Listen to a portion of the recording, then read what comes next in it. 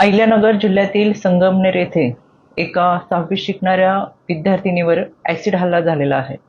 यामध्ये ही विद्यार्थिनी सकाळी शाळेतून घरी जात असताना पत्ता विचारण्याच्या बहाण्याने तिला अडवून तिच्यावर ॲसिड हल्ला केलेला आहे.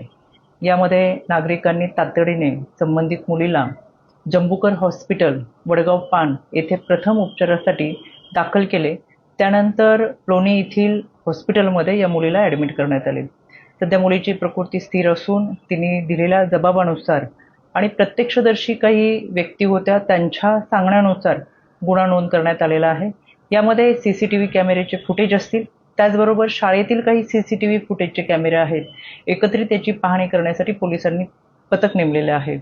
यामध्ये आरोपीचा लवकरच तपास करावा यासाठी राज्य महिला आयोगाच्या वतीनं सूचना देण्यात आलेल्या आहेत. यामध्ये तपास अधिकारी प्रवीणजी साळुंके हे व त्यांची संपूर्ण टीम आरोपीच्या शोधासाठी रवाना झालेले आहेत. यामध्ये तातडीने कारवाई करावी अशा सूचना राज्य महिला आयोगाच्या वतीनं देण्यात आलेल्या आहेत.